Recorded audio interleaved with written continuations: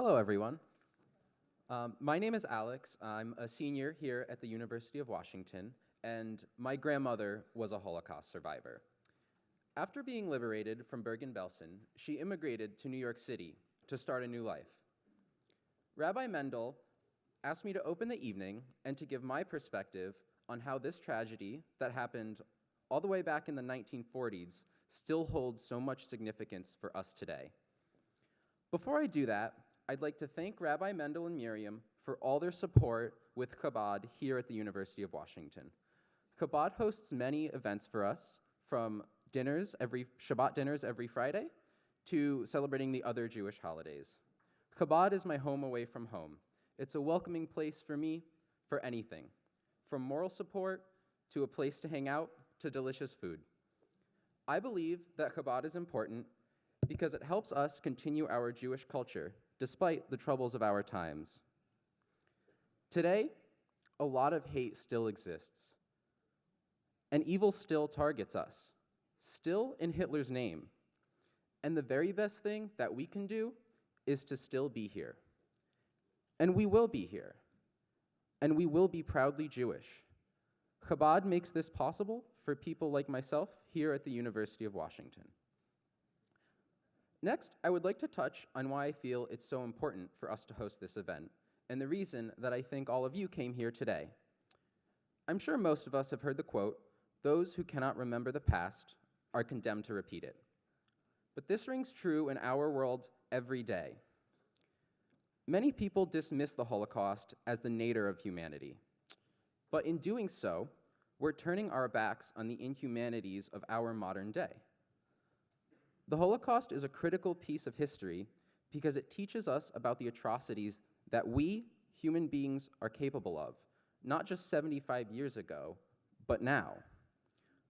We can never assume that history cannot repeat itself. We must always be cognizant of current events and can never become complacent with today's news.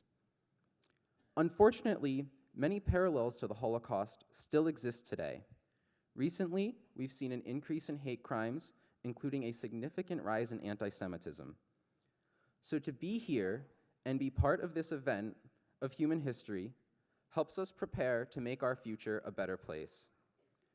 My grandmother always looked at me, smiled, and proudly proclaimed, "Here's proof that Hitler lost." So I say this, you being here tonight, celebrating tolerance, acceptance, and the humanity that we all share, is proof that Hitler did in fact lose. Evil has no chance as long as we're here together. Thank you all for coming, and thank you for having me speak to you. I'd like to thank and call up to the stage tonight's presenting sponsor, Michelle Barnett of Stay Pineapple. Thank you.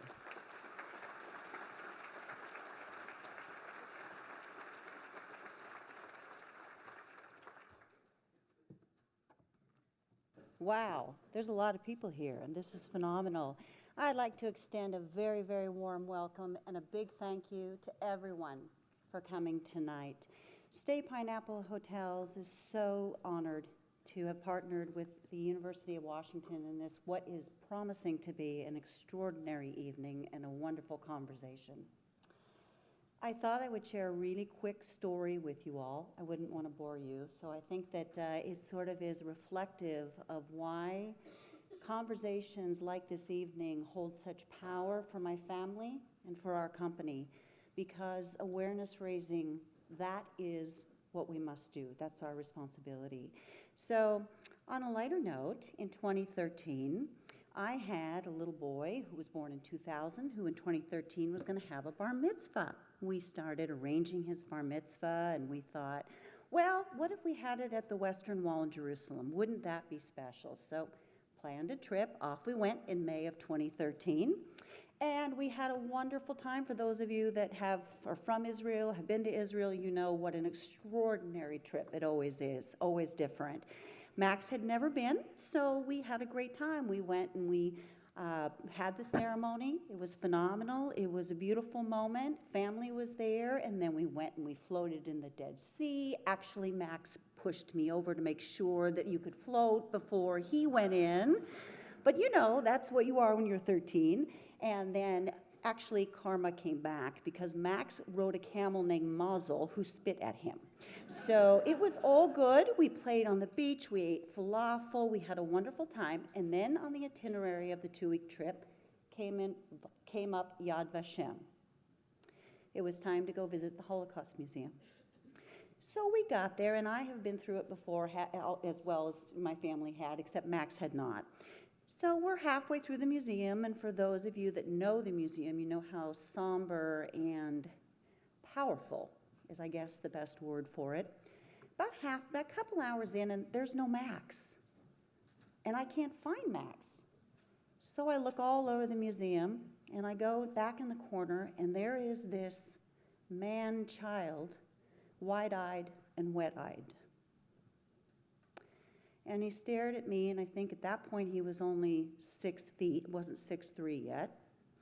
And he said, "Mom, how could this have happened?" And I stared at him, and I said, "I don't know. I don't know. But we have a responsibility to be here, and for you to tell your children and the children beyond that. But I don't have any answers for you, love." And in that moment, I think truly the rite of passage, a boy became a man, and his heart broke. We finished the museum, and as most of you in your mind's eye who have been there, or if you haven't been there, make a trip. Close your eyes, and as you leave Yad Vashem, there's an austere wall, sort of cement. I can see it in my mind. And on that wall are the words, "Never forget, never again." And Max and I stood there and we read that.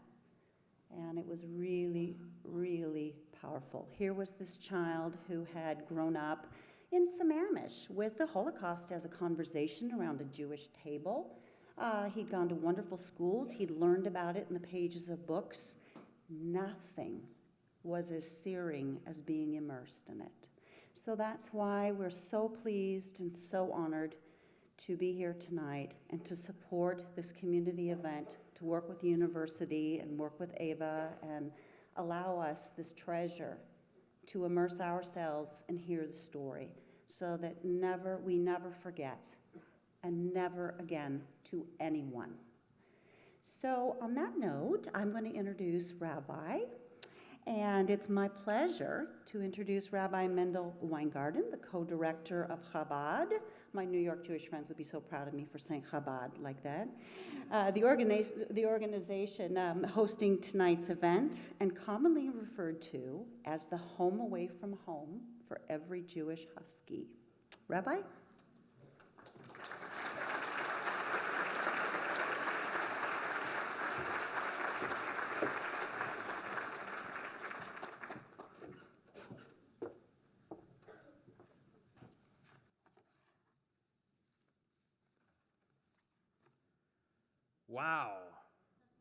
Wow.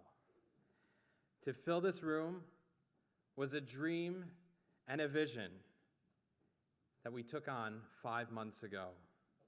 Eva, what you see here tonight is in your honor, to your credit, and you absolutely deserve it.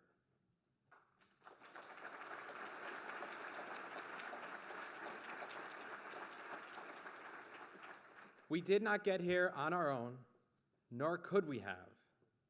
A huge thank you goes to the heroes of tonight.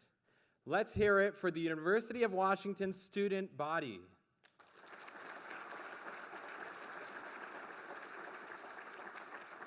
Each and every one of our sponsors, Stay Pineapple, Volvo Cars Seattle, Volvo Cars Bellevue, BECU, Wells Fargo, WSECU, the McGill family, and the Restivo family.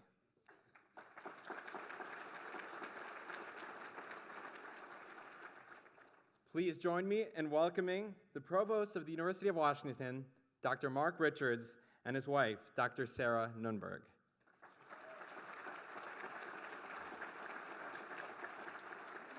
The earliest fans and supporters of Chabad at University of Washington are here with us tonight. Please recognize Rabbi and Mrs. Levitin and the representing Chabad Shluchim from throughout the city and state.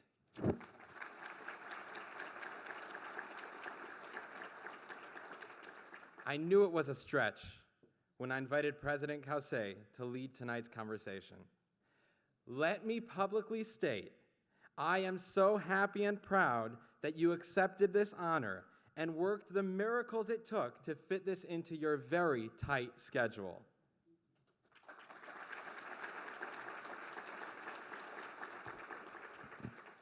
A timely and relevant story. In September of 2003, the Polish government held an event to celebrate the 85th anniversary of the Polish Air Force. They invited many countries, Israel among them, to send contingents of jets from their own air forces to take part in the festivities. As a precondition to their participation, the Israeli Air Force insisted that their contingent's itinerary include a flyover above the Auschwitz concentration camps.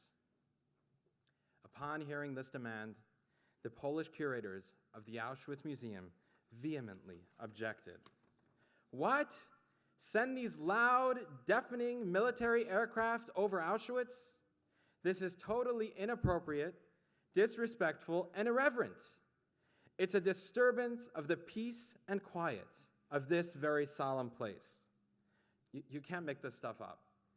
The Polish authorities telling Israel what the appropriate manner is for paying tribute to the memory of the 6 million. The Israelis were determined, and the Poles relented. On that incredible day, a contingent of Israeli F-15 fighter jets, each of them piloted by children and grandchildren of Holocaust survivors, took off towards the sacred, haunted, and dreadful resting place of their parents and grandparents. In the cockpits, these crew members carried with them the names of all those recorded, murdered at Auschwitz. The jets, proudly displaying the blue Star of David, flew towards the concentration camps as slowly as possible, following the railroad tracks leading into the camps and crematoriums, and then peeled away with a tremendous roar. No, it was not a quiet tribute to the millions who perished, nor was it meant to be. In the words of the Israeli ambassador to Poland, Shevach Weiss, this quiet had to be disturbed, and it had to be disturbed by the roar of Israeli F-15 fighter jets. Today, once again, the world is being filled with hatred, animosity, and brutality. In living memory of the Holocaust, anti-Semitism is sharply on the rise. Silence is not an option. The deafening silence of passivity must be broken with a roar of moral courage. I must speak up, you must raise your voice, and together we must take a stand. This is what President Cauce does. This is what Eva Schloss does. And this, my friends, is what we must do.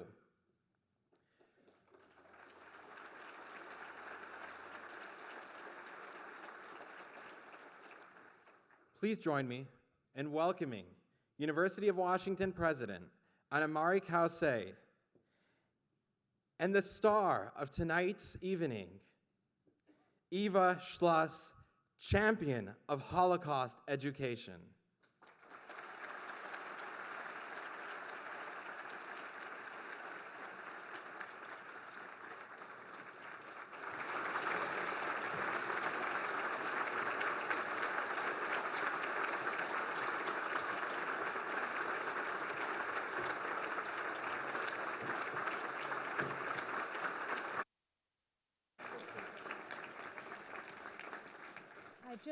I just want to very briefly say what a great pleasure it is to welcome you all to what really is a once-in-a-lifetime event.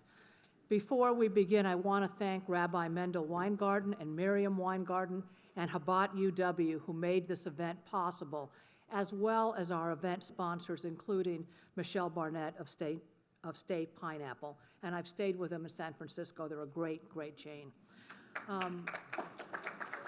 I also want to thank all the student volunteers, especially the student in charge, Levi Men, for his tireless work to make this event a success. Our great public university is driven by our mission of impact, to leave the world better than we found it. You know that I'm a very, very optimistic person, and usually when you hear me talk, it's about how we can build on our common humanity. And that is absolutely what I'm about, what this university is about, what Eva is about. But we also need to be a convener of some conversations that are, quite frankly, difficult. And that's part of our mission as well. And we must, as a university, as individuals, as a society, we must confront the unimaginable horror of the Holocaust if we are to prevent it from happening again. Let's not one moment forget that this could happen again if we are not vigilant. By telling her story, Eva has inspired countless people to work for a more tolerant, inclusive world. And I hope that all of you will take a piece of that inspiration, that we'll all take that with us tonight. Her life story is both painful and powerful. And I know that I speak for all of us when I say how grateful the UW is to get to hear her story and learn from her life's journey. Her message, quite frankly, is more important now than it has ever been, at least in my lifetime. So Eva, thank you so much for being here tonight.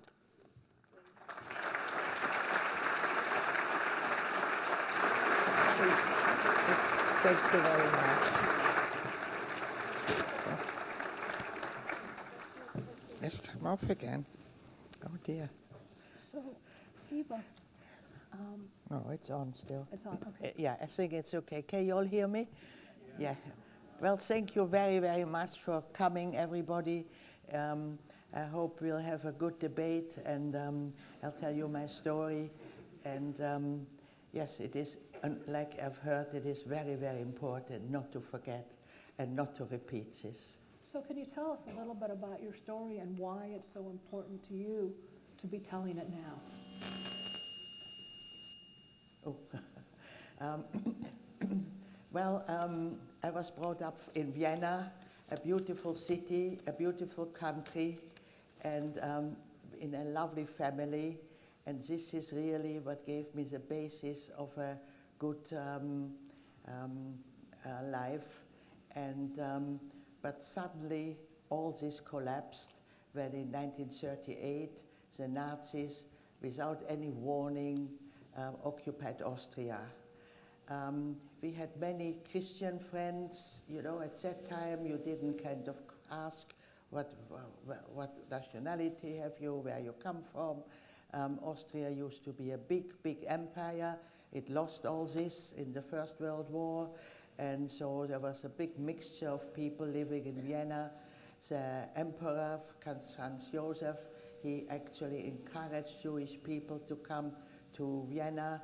So there was a highly cultured country with a lot of art and theater, and all kind of new art systems were developed in Vienna. Freud was there. It was really one of the most cultured country in Europe, and the Nazis were going to destroy all this. In Austria, you had to have religious education in school. In America, you don't have that. So the Jewish children were called out from their class, and we went into a different classroom. We had Bible stories, a little bit of Hebrew, some Hebrew songs, but as well the festivals we learned. And so we went home to our parents and wanted to celebrate all those wonderful festivals as well. So through teaching the children, we really got our parents more interested again in the religion. And so everybody knew in school who was a Jew. And as soon as the Nazis had come in, I experienced for the very first time anti-Semitism. My brother too, he was 12 years old. He came home the next day after the Nazis had come in, and his clothes were torn, his face was full of blood, he looked terrible. And when my parents questioned him, what on earth has happened to you?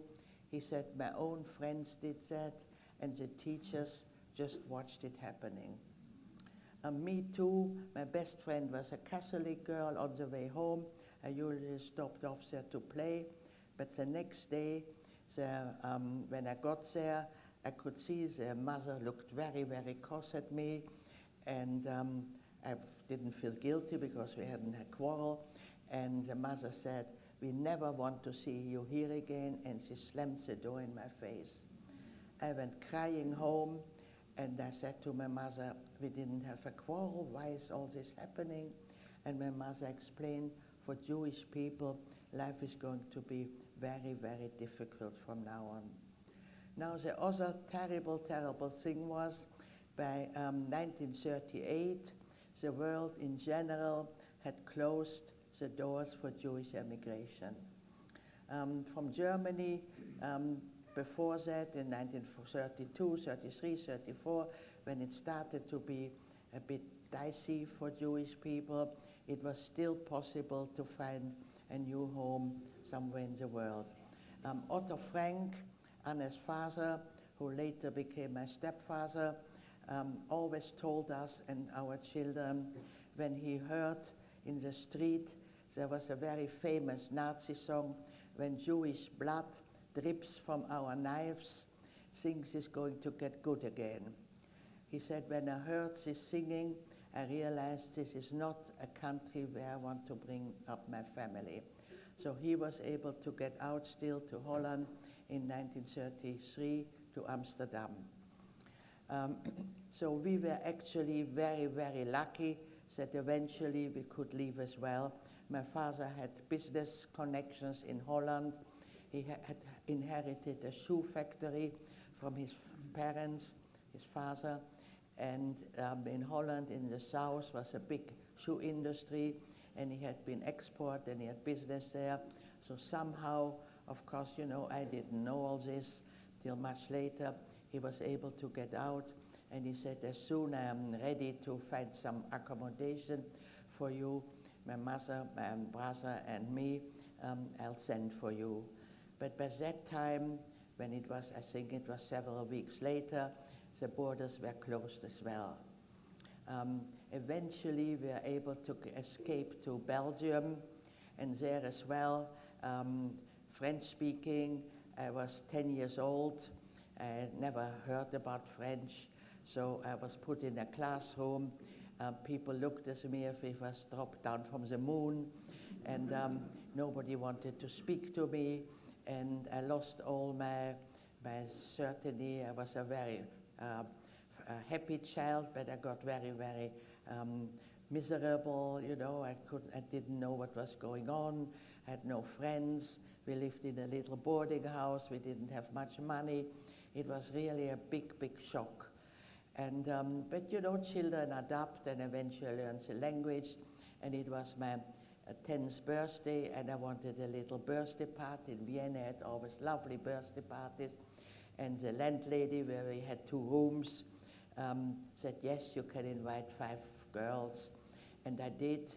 And the day of my birthday, all those children brought a note from their parents. They are not allowed to come to my party. Again, I cried again. And my mother said, well, obviously they don't want to mix with Jewish refugees. So, you know, and unfortunately, this reminds me very, very much. So now again, there are millions, millions and millions of refugees trying to escape from war-torn countries with their family. Their houses disappeared, their town, their village has been bombed. There are no hospital for the children who have been maimed, and they try to find a new home, and again the world closed the gates to them. So in this respect, the world has not really learned anything. Well, that's a lot of why you're here. I don't, you've already shared some very difficult experiences, but I think part of what we'd like to hear a little bit about was the camp and what that was like and how you survived. Well, it was not immediately, of course, a camp. So we lived in Belgium, and Father lived in Amsterdam, in Holland. And the war was starting already in 1940. Hitler had already conquered Czechoslovakia and went into Poland, and the Second World War had started. Mm-hmm. And my father was desperate to get a visa for us to come to Amsterdam. And in February 1940, we got a visiting visa to stay for 3 months in Amsterdam. My father hired a furnished apartment because we couldn't bring anything out of Austria on the Merwede-plan. This was a sort of a triangle with a little skyscraper in the middle, and some German refugees had settled there. And if you live in apartments, there are no yards for children to play. So they came out after school, and we played on this open place. And one day a little girl came to me, introduced herself, very well brought up. Her name was Anne Frank. We were both 11 years old, and she realized I didn't speak much Dutch, and she took me up to her family, and that is how I met Otto Frank, her sister and her mother, and we became friends. But through my experience, I was still shy, but she was very outgoing. She was a big chatterbox. Her nickname was Mrs. Quack Quack. She had to stay behind in school very often, write 100 lines. I'm not going to talk so much in class, but she just couldn't help it. And when I told her I had an older brother, she said, when can I come and meet him? Because she was already very interested in boys with 11 years old. So, you know, life seemed good again. I got a bicycle, and the Dutch children were very welcoming, and I thought, well, we like it here. But again, it didn't last very long, because in May at night we heard aeroplanes, and we put on the radio, and the newsreader said, terrible news, the Germans are trying to invade our country, but we are going to defend it ourselves. Well, this little country had no chance against the might of the Germans. And as well, the war had changed. They landed behind the army with parachutes, thousands of parachutes landed, and they started to conquer the country. And it was the first time in that war that a civilian city had been bombed. Rotterdam, 10,000 casualties. And the warning went out, if they are not going to capitulate, we are going to bomb all your city. So the second bad thing was that the royal family escaped, and that was very discouraging, of course, for the people. They went first to England and later to Canada. And you know, you had to make very, very quick decisions. And afterwards, the Nazis went into Belgium, and the Belgian king decided he would cooperate with the Nazis, thinking he can help his population. After the war, he had to abdicate because he was considered a traitor. So whatever measures you took, it was the wrong decision. It was really, really difficult. We still tried to escape to England, but there was no ship left. So we realized, we'll see what happens. And at first, nothing really happened. So the Germans wanted to be not the enemy, but the Dutch, of course, are very proud people, didn't want to be occupied. And in all the occupied countries, that was very, very important. They formed a movement called the Resistance, and they did all kinds of things. They shot particularly bad Nazis, they blew up trains, they printed ration cards, they had their own newspaper, they helped the pilots who were shot down, Allied pilots, and all kinds of wonderful things they did. But they were, of course, in danger as well. And then we had to wear the Jewish star, and then people started to be arrested and disappeared. After 2 years living in fear, especially my father and my brother, They went after the young man. About 10,000 young people got a notice to be deported to Germany to work in German factories.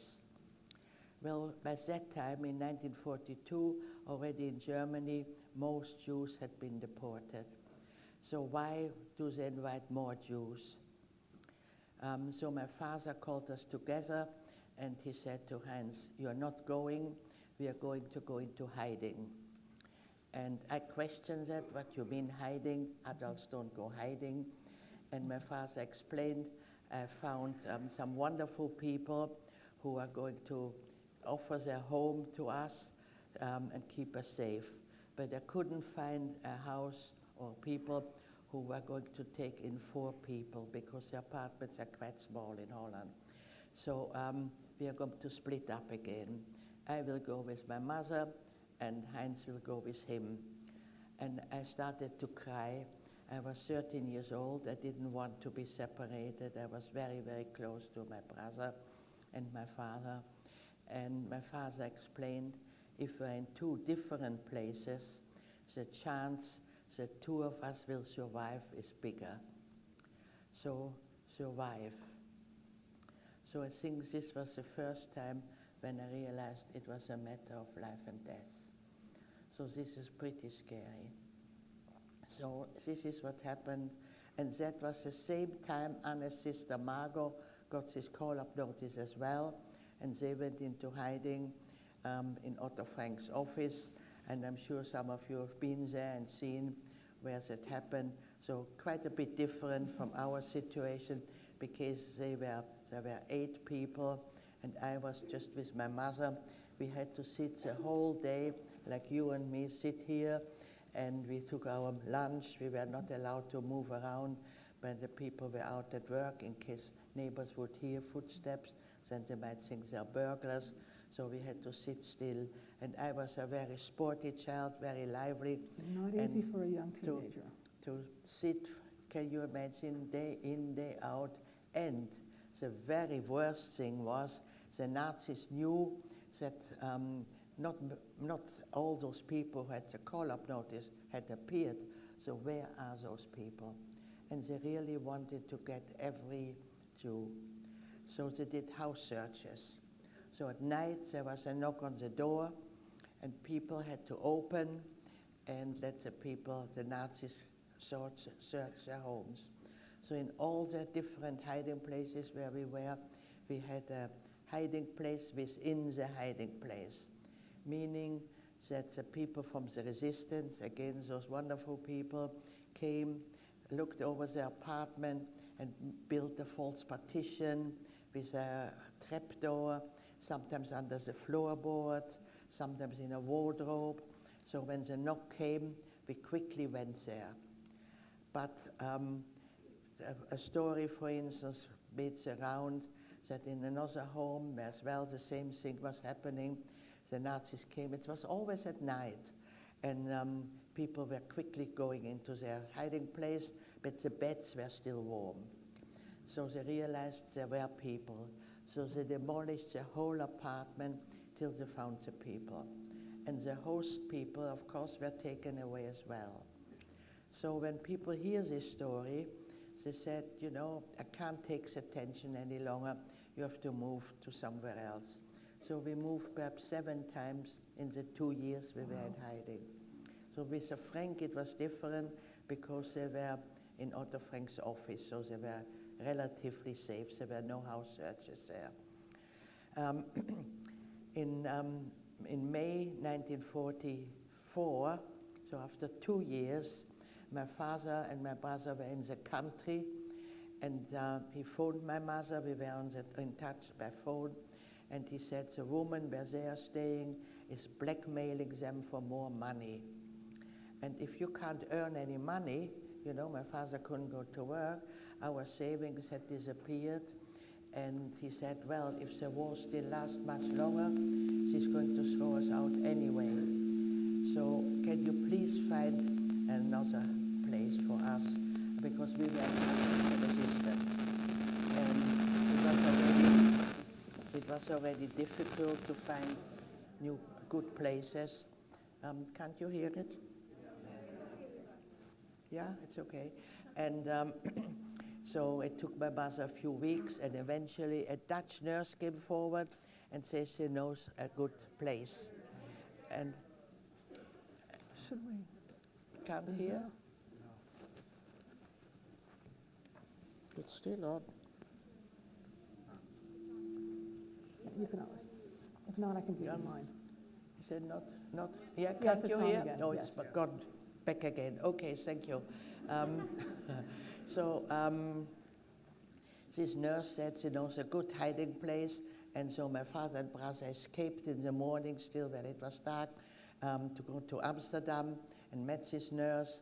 They took them to a nice home, and as I was so miserable those 2 years, and it was very near where we were staying, my parents had decided we would visit them, my brother and my father, which we did on that Sunday.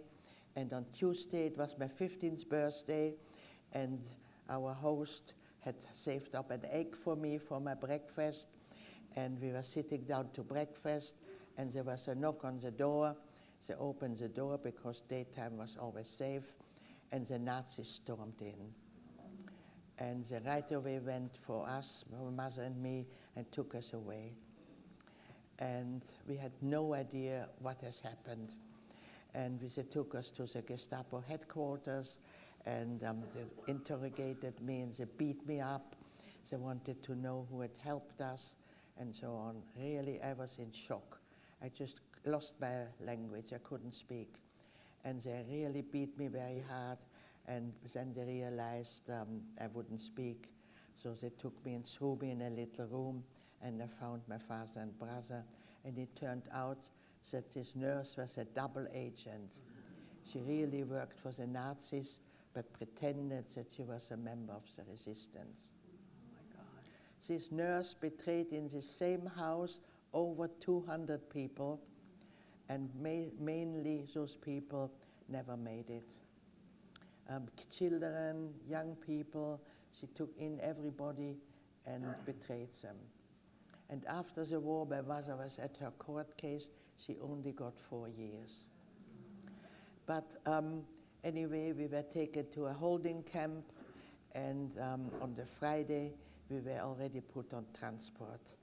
Of course, they never said where you were going, but Holland is the most western country, so east is bad news. So you might have seen the transportation of those transports. I call it cattle truck or good train or even a container. They were just those metal trains with just the boards in it, a little slit of air, and 2 buckets they put in, one for toilets, about 80 people, 1 bucket for toilets for a day, and the other one for clean water. There was practically no air, people fainted. The only good thing was that we were still together as a family. My father, with tears in his eyes, apologized to us that from now on he won't be able to protect us anymore. And my brother, tell you a little bit about him. He was actually a musician. Already when he was 4 years old, he could play piano. He had got a guitar, an accordion, and he could play any instrument. In this rented apartment, there was a piano. He could play the Rhapsody in Blue by heart, Gershwin, a very difficult piece. But in hiding, like me, like all the other people, he had to sit quiet and not make any noise. So he started to paint, and he created some amazing artwork. And in the cattle truck, one of the last conversations I had with him, he told me when they escaped from this house where the woman was blackmailing them, he hid the painting under the floorboards with a note on it. This belongs to Heinz and Erich Geiringer, and after the war, he's going to pick it up again. Yeah, so, and of course you can imagine it was a horrible, horrible journey. Eventually the train stopped, and was a beautiful May day. We heard dogs barking, and shouting, and the doors were slit open, and raus, raus, lots of Nazis, and as well lots of people in the striped, we used to call it pajamas. You might have seen pictures of that, caps and suits. And they were all milling around, all very nervous and so on. And so we stood there looking around, and we realized we were in Auschwitz.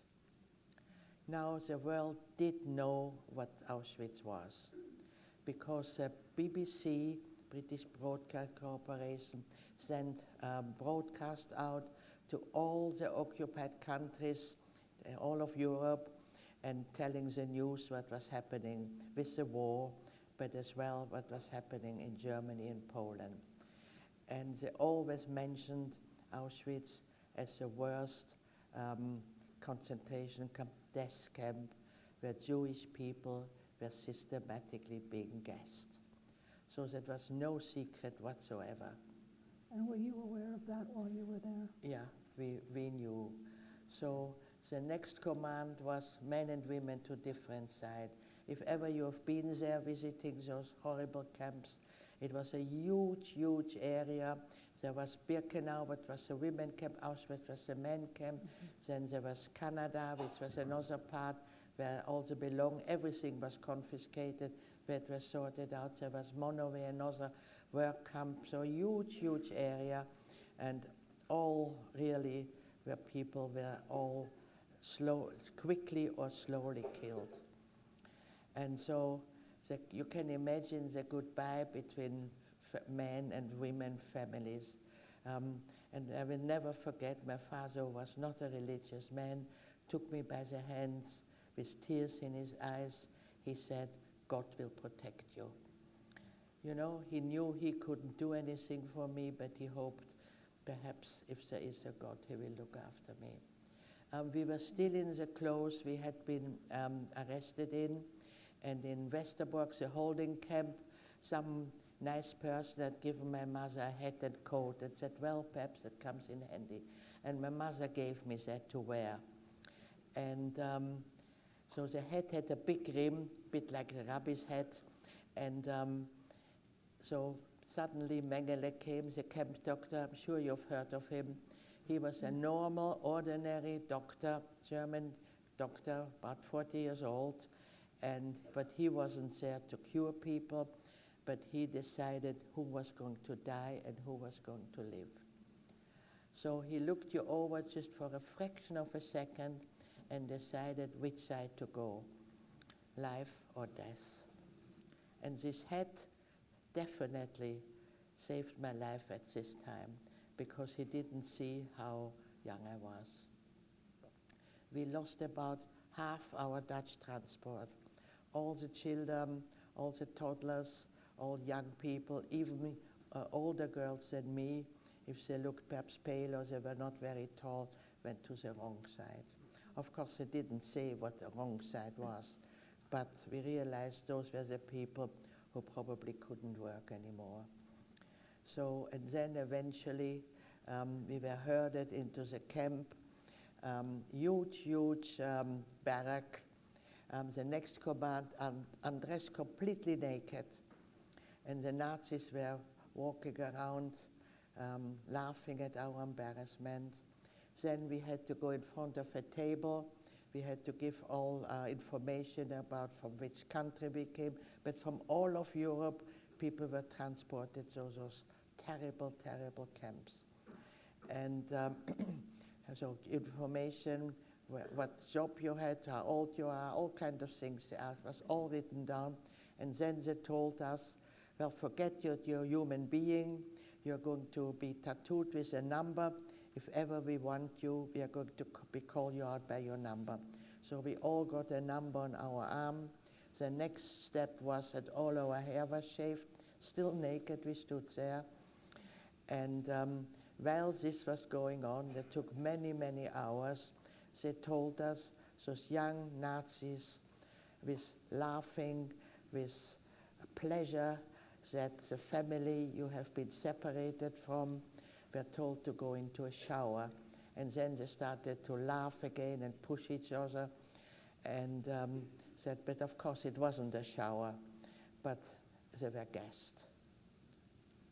So you can imagine how a mother who had just been separated from her child, how she started to cry hysterically, and people held her, and many, many people were completely desperate.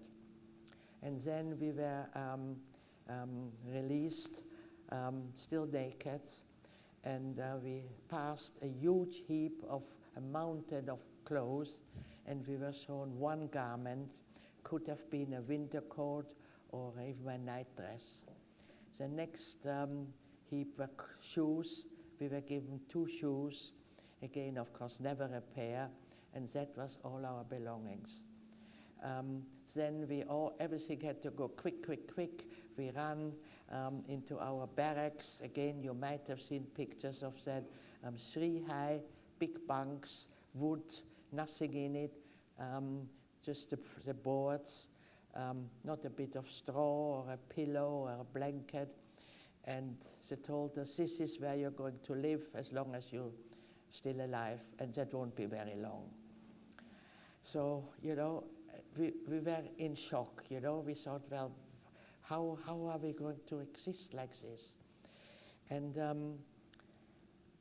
the only thing what was in those barracks, in this wood and this bunk, were bed bugs and lice.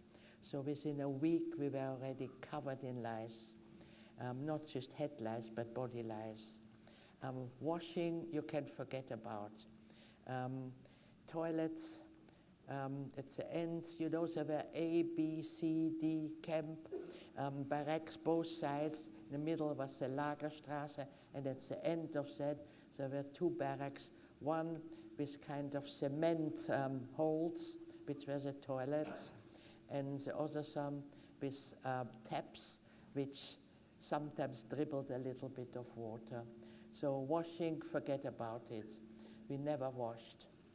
We had to do from morning till evening very, very heavy physical work. We had to start 5 o'clock, 4 o'clock, when it was still dark.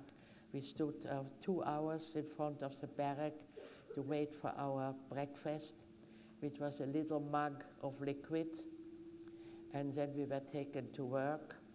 In the evening, we came back again, 2 hours standing. If you moved, you were beaten.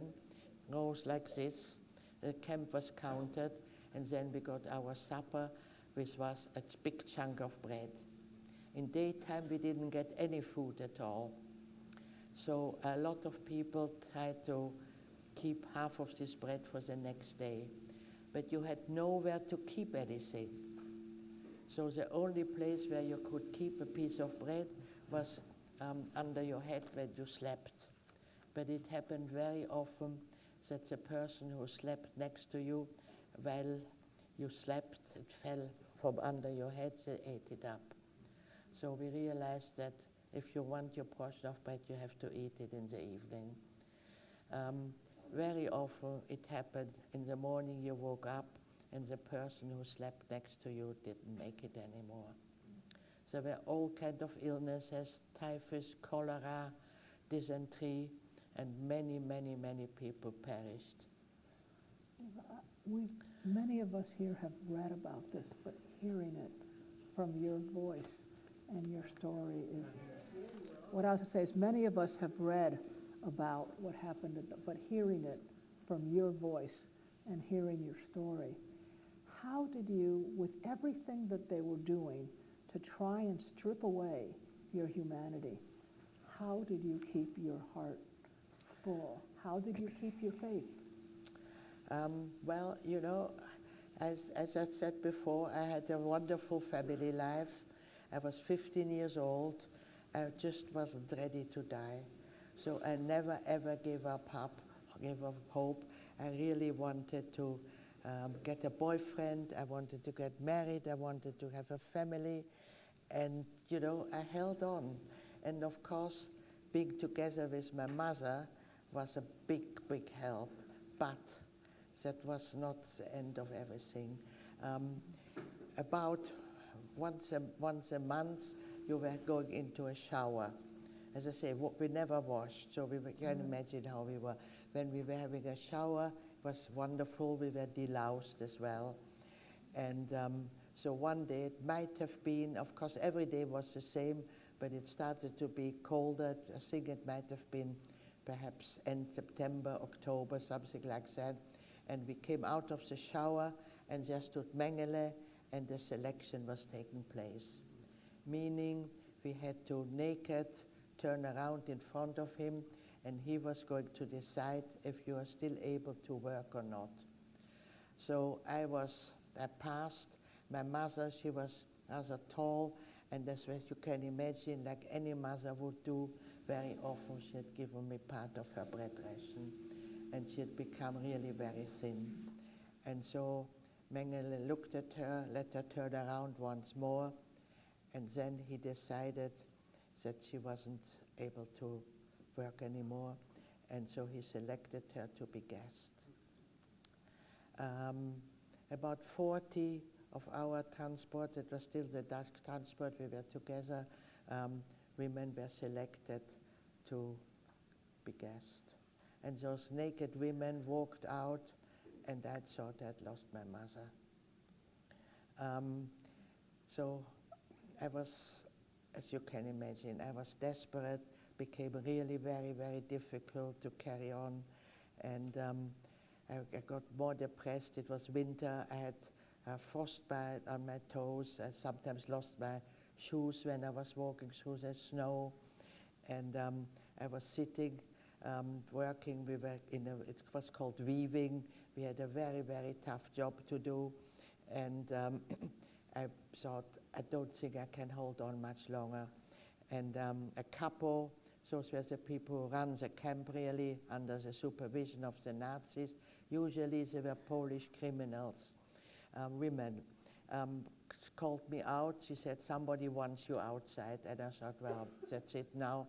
And I go outside, and there was an SS man with my father. This was just amazing. And of course I fell into his arms, and I asked him how is Heinz. He said he's okay. And then he asked, how is Mutti, my mom? And I burst into tears, and I said she had been selected. I saw this man, he was a strong man. I saw him go even paler as he was already, and started to cry. And it was so sad to see him in this, to realize that he had lost his wife. But then he got back his courage, and he said, you have to hold on, the war will soon be finished, we'll be together again, and Mutti will look after us, will protect us from above. And I still saw him twice more. He came, and then I didn't see him anymore.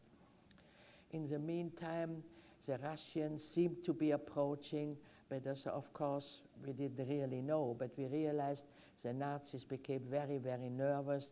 There was not so much control anymore. Sometimes we were not even called out to work. And as at A, B, C camp, many, many camps, all cut off by electrified barbed wire, but sometimes the gates were open, and many of the Nazis had run away as well. And some people, Dutch people from our transport, came from another part of the camp, and they told me that they'd seen my mother. And I thought they were just encouraging me, and I didn't believe it. I said, well, that can't be, I said, yes, definitely we have seen her in this and this part of the camp. See if perhaps one day you can get there. And I did. I was able, after a few days, I was able to get there, and my mother was really there. It was a barrack where people were actually not working anymore. It was very, very weak, but she was there. So that was, of course, an amazing, amazing miracle. And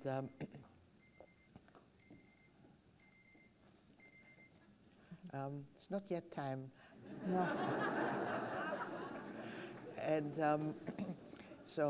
but the terrible thing, and this is what I still feel guilty about, that I had told my father that my mother hadn't made it. So, and then, as I say, the Russians obviously really were coming, and the Nazis emptied the camp every day. Many barracks were emptied, and the people disappeared.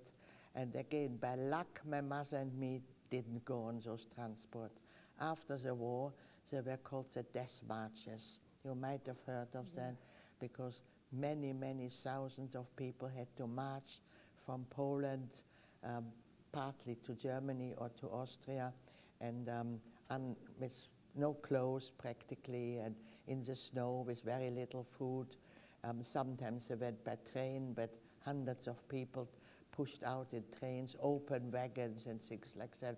So many, many, many people perished on those death marches. Of course, we didn't know about this. And one day we woke up, there were perhaps 500-600 women left in this whole huge Birkenau camp.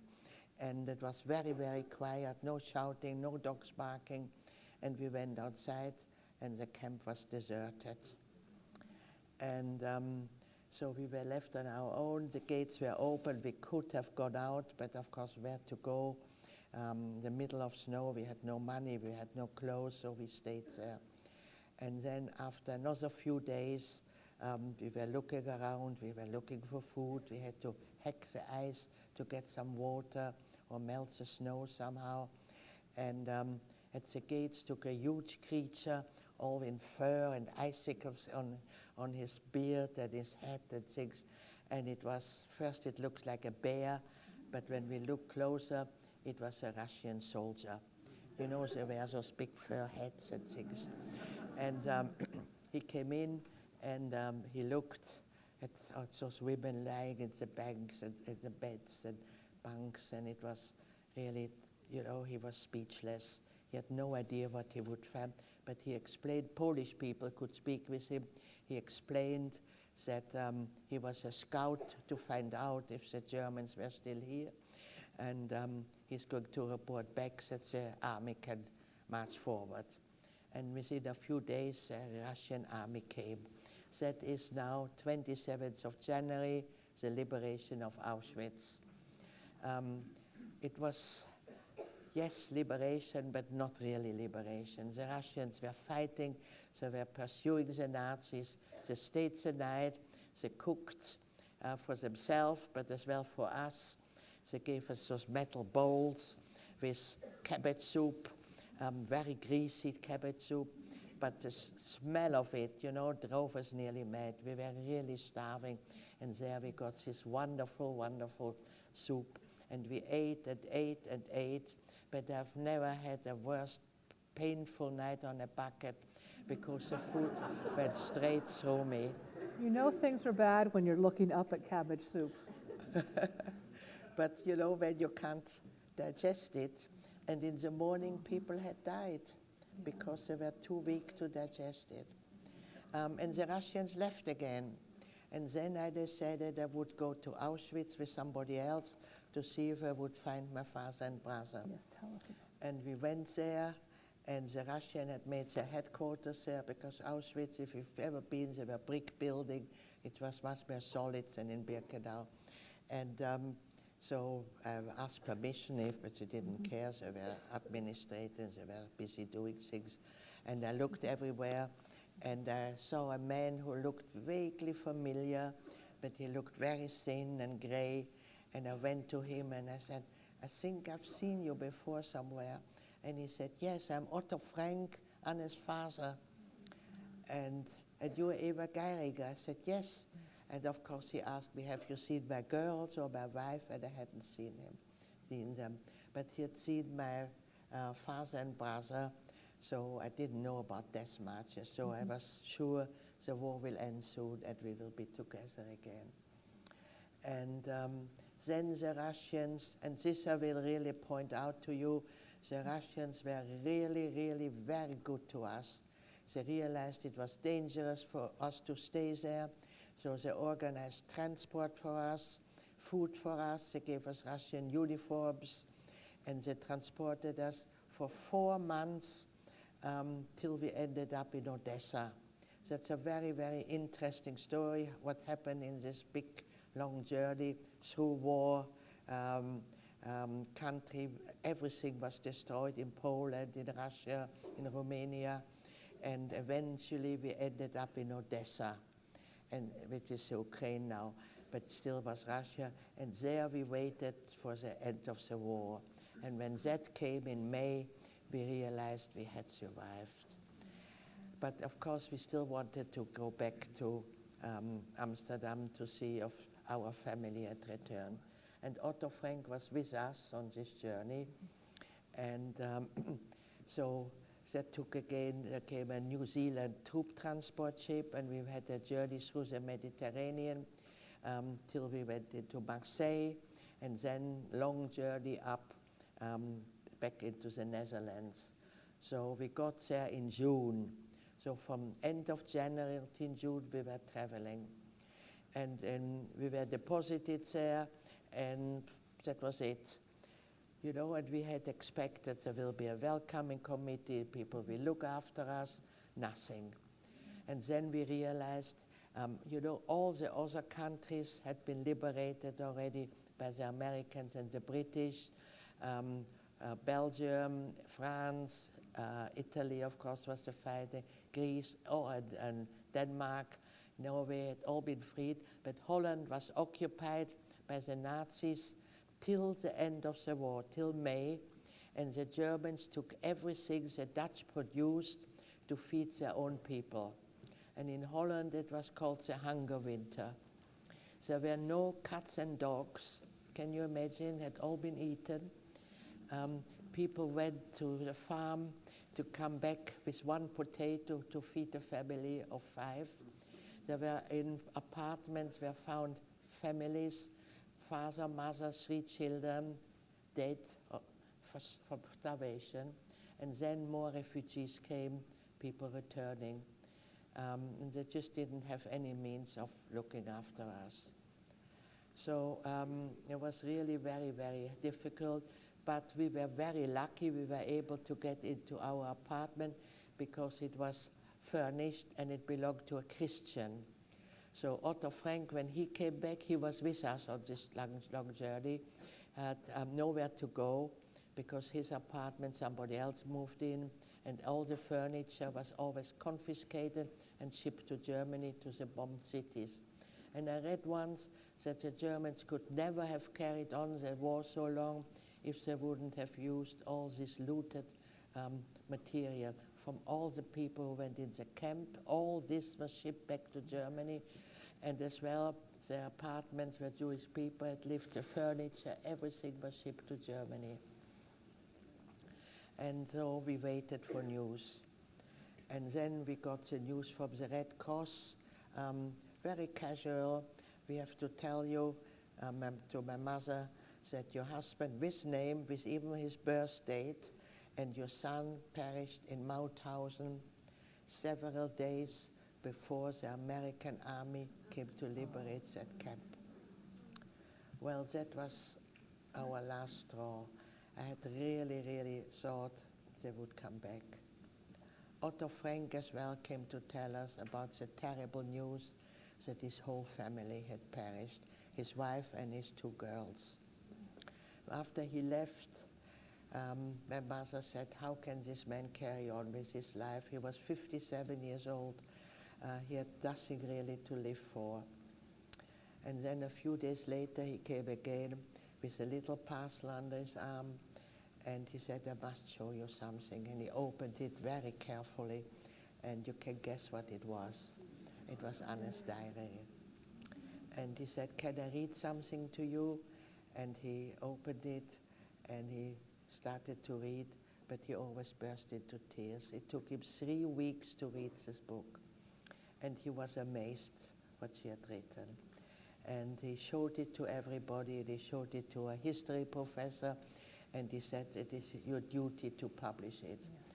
But you know, a diary is something very private, and he wasn't quite sure that Anne really wanted to have it known to the world what she has written. And as well, unfortunately, they had a very bad relationship with her mother at that time, and his wife was dead, so how could he publish this, you know? So actually he edited it. He left out quite a lot. But if you buy now the diary, after Otto died, the Dutch government, he left the diary to the Dutch government, and they decided they would publish the whole diary, how he really wrote it. And then after we realized Otto was, well, he was still, of course, very, very, very sad, but it helped him to still act, to do something. I said to my mother, we have to go and find my brother's paintings, which we did, and indeed we found over 30 paintings and many, many poems. And this is what I inherited from what was left from Hans. But you know, I always felt so guilty that I had told my father that my mother wasn't alive anymore. And I always was speculating, he probably my brother died first. He thought his wife was dead. Probably I couldn't have survived, so I think he gave up. If he would only have known, perhaps he would still be alive. So this was basically what happened. And after I realized we will never ever be a family again, became very, very depressed. And I was full of hatred. And it was Otto Frank, he came very often to our house. And he had no hatred. And I couldn't understand that. And he said, well, you know, if you hate people, they are not suffering, they don't even know. But you will become a miserable person. And I said, yeah, I am miserable. But I just couldn't help this hatred. But he kept on telling me, you know, you are young, you have a whole life in front of you, things will get better, and he encouraged me. But I must say I was really very, very depressed. I found, after my mother died, I found which she had collected all things what I had written, and I found a little note which I wrote dated 1st of January 1946. I wrote, life without my family is useless. I really don't want to live. I would like to commit suicide. I was so miserable after Auschwitz, not in Auschwitz, but after Auschwitz.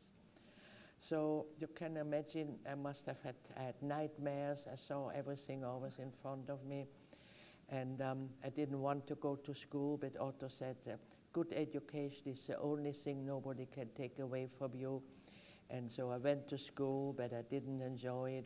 When the pupils had pranks on teachers, they thought it was hilarious, and I felt sorry for the teacher. And so it was miserable. And when I finished, I didn't know what to do. And Otto and my mother decided I should become a photographer. And Otto, who had taken many, many pictures of his children, he said, I have no family anymore. I'm never going to take photos. So he gave me his Leica, which is one of the best cameras. Yes. And so I said, okay. And Otto knew somebody in London who had a photographic studio, and he got me a job there. So I went to London for 1 year, and I lived in a little boarding house where an Israeli young man had come to study economics, and he worked as well. And we became friends, but we didn't tell who we were. I told him I was Dutch, which I wasn't. He told me he was an Israeli, which he wasn't. He was a German refugee. And you know, we didn't tell who we were, nothing at all, just about how our day went, about what we were going to try to eat. England was still on rations. It was very, very difficult to, you know, it was foggy, and it was not a nice time to be in England at the time.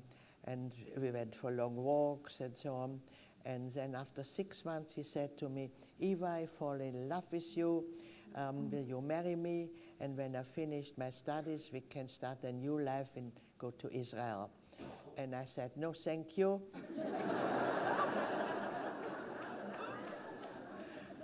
Because I have a widowed mother in Amsterdam, and of course, you know, I was very, very close to my mother.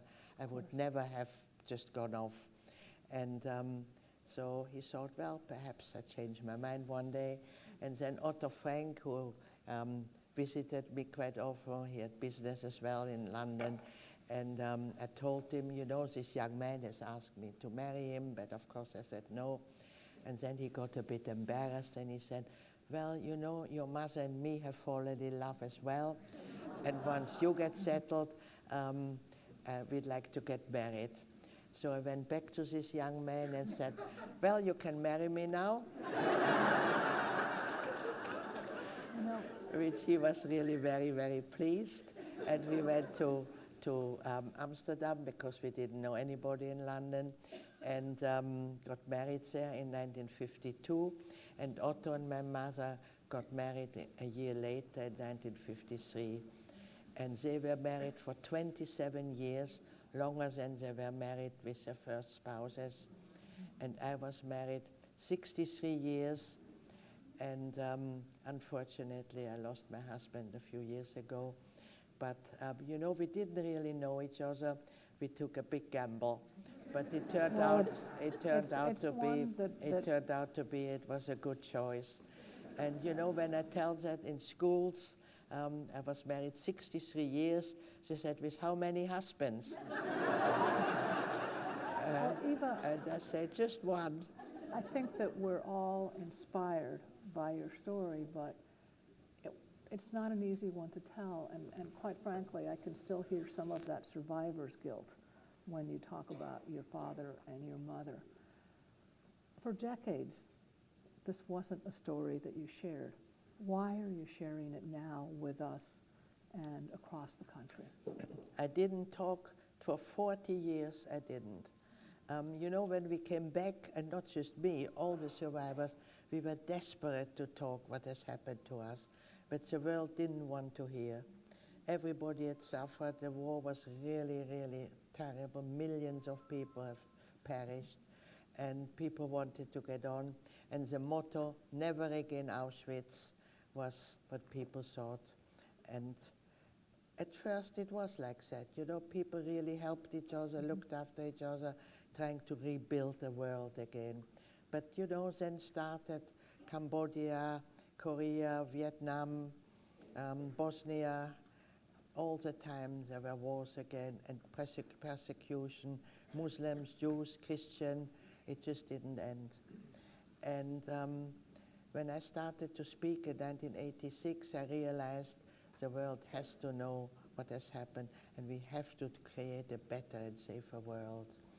And people were starting to be really interested, wanting to learn their Holocaust stories. Their universities have lectures about it. There's a lot of books in the 80s and 90s have come out, who've become very, very popular. The films have come out, and the world really wants to know. And I think we have great hope for the young people here, especially in the university, where I speak mainly in the universities, and not only for Jewish people, but for everybody. Absolutely. That we have to work together to create a safer, better world. We don't want to give our children a future which is so full of hatred and prejudice. And I think we have to realize now, much more than ever, that this hatred has to stop. And it is still there, unfortunately, and like the Rabbi said, anti-Semitism is on the rise. Yes. But if you look at the history, anti-Semitism has always been. I don't think it will ever disappear, but we are here to last. And I work a lot with Chabad, and I must say, as I say, I do believe, I think, you know, the birth of my first daughter was really a miracle. And so I'm still searching, and this is, I think, we all search, but what I still can't understand is that most hatred is through different religions. Muslims kill other Muslims, and Christians kill Jews, and Jews are the only people really who don't attack other people. And we are an example for the world, I think. I'm very, very proud to be a Jew, and I'm still searching. I still don't know, did God protect me, or was it just by chance? But this is a mystery of life, we will never know. And as I say, so I was not always an optimist, but I have seen now, I've got 5 grandchildren who are all really wonderful people, help people out, help in the soup kitchens and with clothes, and you know, there's a lot of wonderful charities who are trying to improve things for people. But I think we have to work together to not leave the refugees stranded somewhere in the middle of the sea and drown. This is, I mean, in Europe we hear this daily. The ships are trying to leave from Asia or from Africa, and the world just doesn't care, and the people drown. This is not acceptable anymore in the 21st century. We are unquestionably living in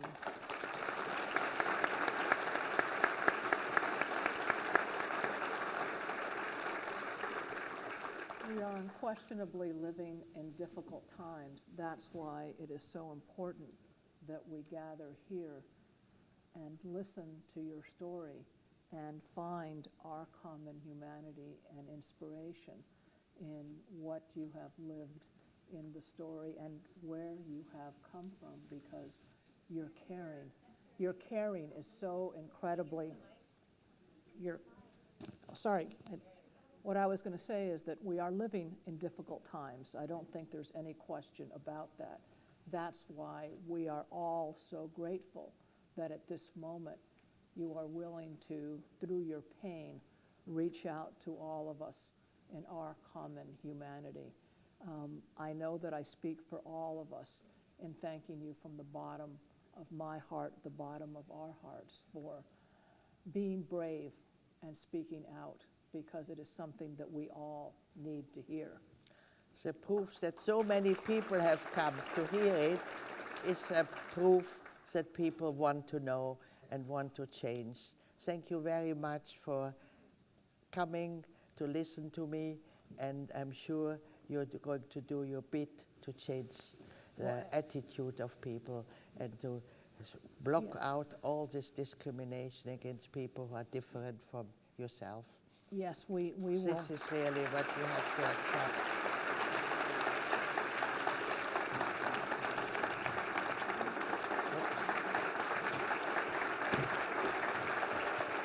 Thank you. Oops.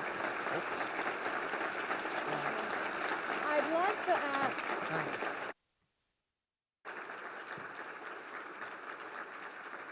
I would very much like to welcome Chabad co-director Miriam Weingarten to say a few closing words. Miriam ensures that Chabad is a home away from home for our Jewish students, and we're so grateful for the sense of community and belonging that you create. Please, welcome.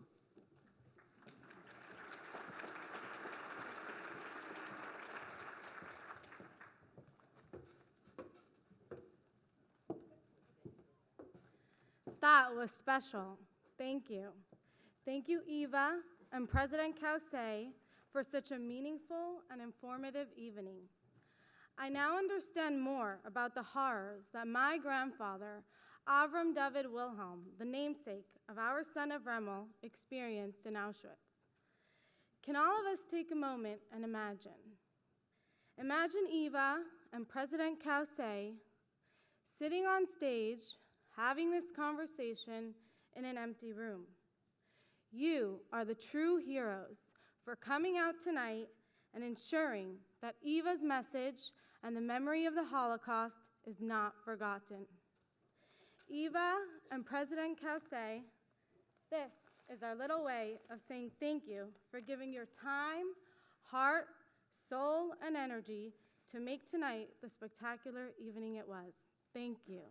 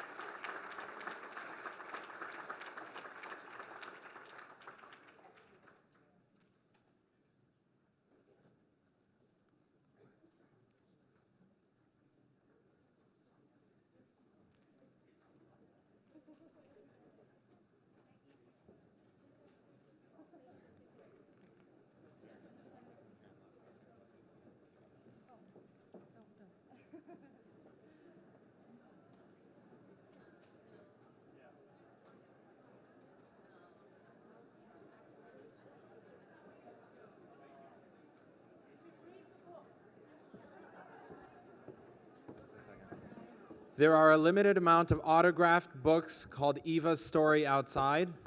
They are very limited. There will be a line in the lounge right outside the ballroom.